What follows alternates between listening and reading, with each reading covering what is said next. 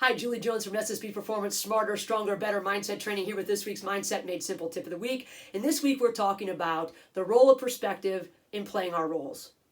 The other night I was getting my son ready for bed and he was filling up his little glass that's in his bathroom and he said, "Hey Mom," he said, "is this glass half full or is this glass half empty?" And I said, "I don't know, bud, what do you think?" Well, he's a half full kind of guy, which makes me really happy. Coincidentally, the next morning, I'm talking with my principals and coaching class, and we're talking about how the students' seasons are going. I've got 2 soccer players in the class, both of them coming off injuries, and both of them are talking about how their team is doing so well, and they don't think the team would be doing as well, or they wouldn't be contributing as well, had they not learned so much while they were out.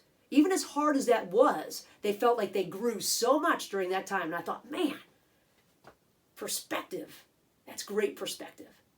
Well, we're all at that time of year. We're either in the thick of things, we're getting ready for our first official practice, or we're in our non-traditional season. And we have athletes who are either injured, we have athletes who are not playing the role that they want to play, and then we've got the athletes who aren't meeting expectations. And all of these things are difficult. They're frustrating. They're hard. And in the middle of all of them is our perspective. Our perspective on what we think should happen, our perspective on what we think other people are thinking. It's perspective. And our perspective lots of times is not positive when we're in those positions.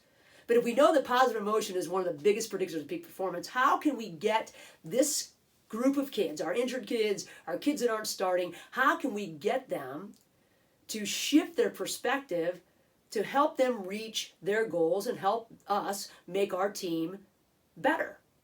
Well, number one, let's start with the injured athletes. I don't know about you, but every trip to the doctor that I've ever taken with an athlete ends like this. Here are the things that you cannot do. Now we go into, I can't do this, I can't do this, I can't do that. We need immediately to have those athletes start asking good questions, because asking questions helps us search for answers. Question number one, what can I do? When we were at Akron, we had a list. If you had an upper body injury, you could do these things. If you had a lower body injury, you could do these things. Handing them a list with highlighted options was a great way to keep people involved in practice and not standing over by the water cooler and just like numbing out and not learning or gossiping or whatever happens over there when they're standing over there by the water cooler, and all of a sudden your group starts to get bigger and bigger, because it sure does seem nice to be able to stand around and practice sometimes, right? That's a whole different perspective. So getting them to start to look at what they can do starts to shine a light on what's going right. I heard that on a podcast the other day. I love that. Shine a light on what's going right. The other thing that we can do, if you don't like the whole list thing, is just ask them these questions. You can't do this, and we know that. You can't sprint, but what can you do like a Division I athlete today? Have them start to write those things down. What can you do? You can eat like a Division I athlete. You can sleep like a Division I athlete. You can stretch like a Division I athlete. I don't know what you can do. A lot of things like a Division I athlete, even past those other things that you can't do. Why limit ourselves? What can I do is the question. And then finally, getting them every day when they come to practice to write down 5 things that they want to happen today. Writing those 5 things down directs our focus to the things that we want. Because when we're hurt, we start to think about all the things that we don't want. I don't want to lose my spot. I don't want to get disconnected to the team. I don't want this. I don't think I can do this. Don't. Writing 5 things down, just 5 simple things, can help us change our thoughts, which changes how we feel, which changes our actions, and leads us closer to those things actually happening. And you know this, if you don't write things down, they're not going to take place. If you're anything like me, at least. Oh, I'll remember. Or, oh yeah, maybe I'll do this. But my actions don't follow that if I don't make a concerted effort to commit to those 5 things that I want to do today. Now, let's move on to those that aren't starting. This might be a little harder. These athletes think that they were not chosen to play. These injured athletes can't play, so their ego isn't as tied into not being out on the field or the court or whatever you play on. Now, these athletes, they think that, starting equals confidence. So I'm sure you've heard before, oh, I'm losing my confidence because you're not starting me. Yeah. Don't we wish that starting equaled confidence? We know that starting is not the end-all be-all to confidence. It has nothing to do with it, really.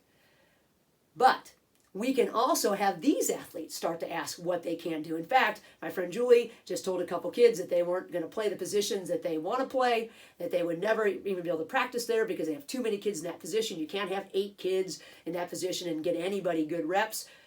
One athlete emailed her that night and said, or texted her that night and said, Coach, I know that I can't do what I really want to do, but I can do this. So what can these athletes do? Because if they can figure out how they can contribute, they start to contribute more, which allows them more opportunity to contribute. And lo and behold, when we play the role that we have to the best of our ability, we have a tendency to move toward that role that we really want. If we don't give effort in the role that we have today, we will never get the role that we want. And of course, you know that, but reminding them of that every now and again is not a bad thing. Secondly, we can get them to start thinking about how they can be more competitive. And I don't mean just talking about the fact that, I'm competitive, I'm competing against wrong. But no, what does being competitive look like? What does it look like? What does it feel like? What does it act like?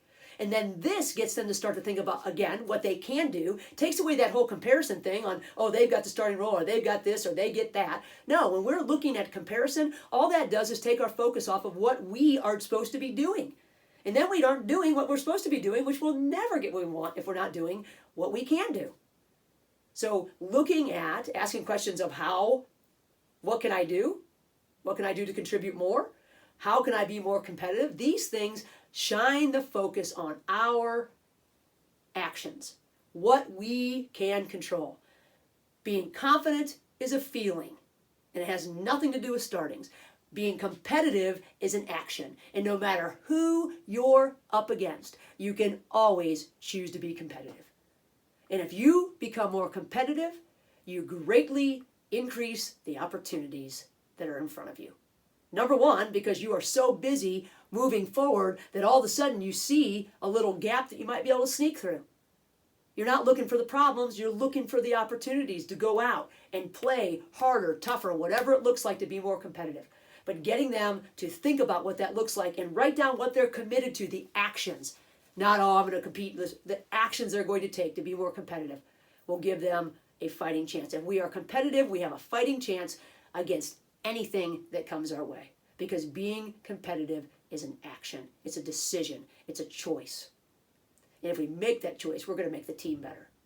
So if we can take our injured athletes and get them to think about what they can do, get them to focus on the things that they want to get done, they're going to get better faster. If we can get those kids that aren't happy about not playing to start to look at what they can do in a more, out of a different perspective, so that it becomes based on their actions and their choices a little bit more than your decision on whether or not they're starting, hopefully some of them at least will keep moving forward and make the team better.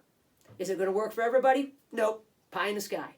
But if it changes a few of them, if you can get a few of them to start asking questions so they can start looking for solutions. What questions? What can I do questions? Not why is this happening, my questions. Our perspective shifts.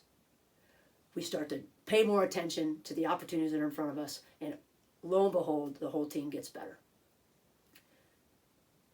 Keep a good perspective as you go through the fall. If I can answer any questions or be of help to your team, send me an email, juliej@ssbperformance.com. In the meantime, manage the moments. Have a great week.